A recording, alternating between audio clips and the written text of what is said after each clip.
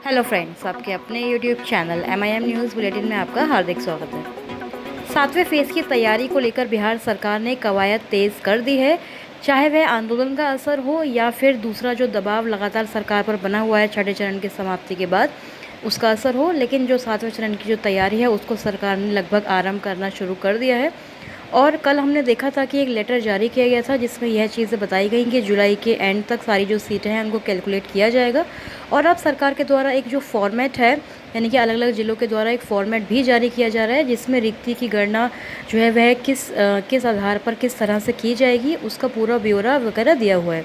सभी ज़िले जो हैं एक्टिव मोड में आ चुके हैं, क्योंकि जब एक बार प्रधान सचिव या फिर जो प्राथमिक शिक्षा निदेशक हैं उन्होंने ये जो आदेश है जारी कर दिया है, उसके बाद सभी ज़िले धीरे धीरे करके एक्टिव होना शुरू हो गए हैं। मधुबनी जिले का ये जो लेटर है कार्यालय जिला शिक्षा पदाधिकारी की तरफ से निकाला गया है, जिसका विषय देखिए क्या लिखा गया है कि पंचायती राज संस्थान एवं नगर निकाय संस्थान के अंतर्गत जो भी प्राथमिक और मध्य विद्यालय हैं उसमें मूल कोटि यानी जो बेसिक ग्रेड है या फिर स्नातक कोटि के शिक्षक जो हैं उनके जो रिक्त पद हैं उनकी गणना कराने के संबंध में, क्योंकि कल हमने आपको बताया था कि जो आदेशीय पत्र जारी हुआ था उसमें यही चीज़ें मांगी गई थी कि जो विभाग की तरफ से जो भी रिक्त पद हैं उनको कैलकुलेट किया जाना है और उसकी तैयारी स्टार्ट कर देनी है। और 25 जुलाई या फिर जुलाई के एंड तक हम लोग एक्सपेक्ट कर सकते हैं कि जो रिक्तियों की गणना है वह हो जाएगी।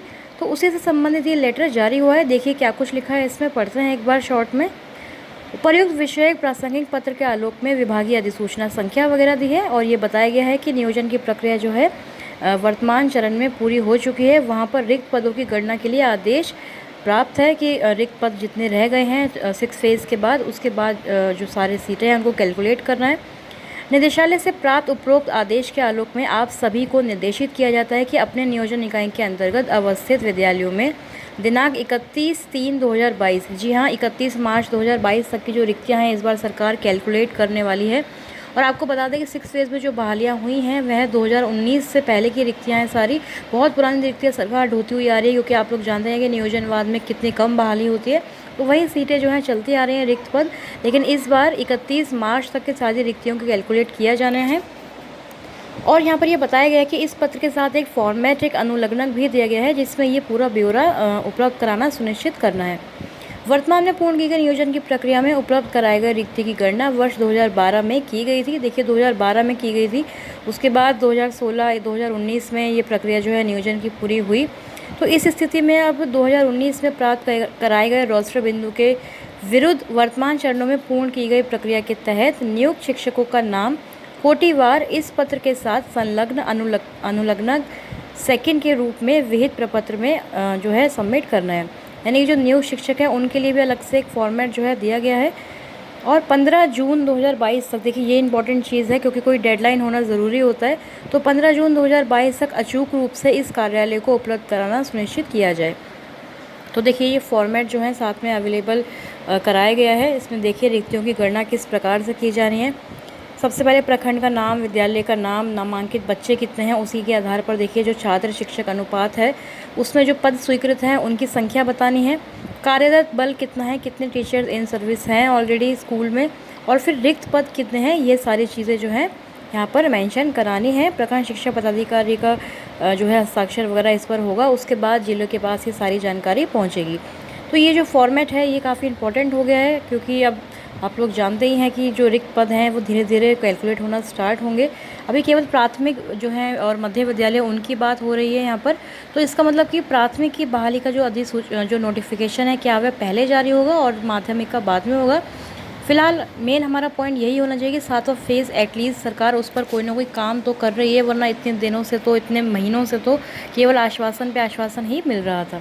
तो फॉर्मेट आपके सामने है, इस तरह से अलग अलग ज़िले जो हैं जारी करेंगे। अब 15 जून इन्होंने डेडलाइन दी है, तो आप लोग जानते हैं कि डेडलाइन भी क्रॉस हो जाती है, तो हो सकता है कि जून एंड तक या फिर जुलाई तक सारी जो रिक्तियाँ हैं उसकी गणना करके सरकार के पास एक पूरा डेटा होगा, पूरा ब्यौरा होगा कि कितने पद रिक्त है, और उसी के आधार पर जो है वैकेंसी निकाली जाएगी।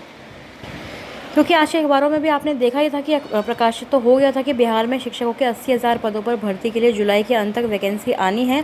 30 जून तक ये रिक्तियाँ जो है पूरी मांगी गई हैं। 7वें चरण की बहाली को आरंभ करने की तैयारी पूरी सरकार कर रही है, ऐसा अखबारों ने भी प्रकाशित करना शुरू कर दिया है। तो अभी देखते हैं धरातल पर काम तो शुरू हुआ है, लेकिन अंजाम तक पहुंचेगा कब, ये मेन हमारा जो पॉइंट है बिहार में होता है। साथ ही आपको याद दिला दें कि 28 जुलाई को जो है नियुक्ति पत्र मिलना है 6 फेज़ के माध्यमिक और उच्च माध्यमिक अभ्यर्थियों को। तो उनका भी कार्य जो है टाइमली हो जाए, नियुक्ति पत्र इस बार उनको मिल जाए। पिछली बार जो है रातों रात उसको रद्द कर दिया गया था कोर्ट के आदेश की वजह से, लेकिन इस बार अगर उनको नियुक्ति पत्र मिल जाता है तो अगस्त के महीने तक जो माध्यमिक और उच्च माध्यमिक की बहाली का नोटिफिकेशन है 7 फेज़ में, वह भी जारी हो सकता है। क्योंकि पहले भी मैंने आपको प्रीवियस वीडियो में बताया था कि 1 अगस्त से ही सरकार हमेशा एज को जो है कैलकुलेट करती है जब भी आप फॉर्म फिल करते हैं, अप्लाई करते हैं। तो इसलिए अप्लाई करने के लिए 1 अगस्त ही सरकार चुनती है। तो इसलिए यही उम्मीद है कि हो सकता है अगस्त में ये जो नोटिफिकेशन है प्राथमिक के लिए भी और माध्यमिक के लिए भी जारी हो जाए तो बहुत अच्छा रहेगा। तो इसी कामना के साथ इस वीडियो को मैं अभी एंड करती हूँ। आगे कोई भी अपडेट आएगी उस पर लगातार नज़र बनाकर रखी हुई है, आपके साथ शेयर करने की पूरी कोशिश करेंगे। अब इस वीडियो में फ़िलहाल इतना ही। Thank you for watching.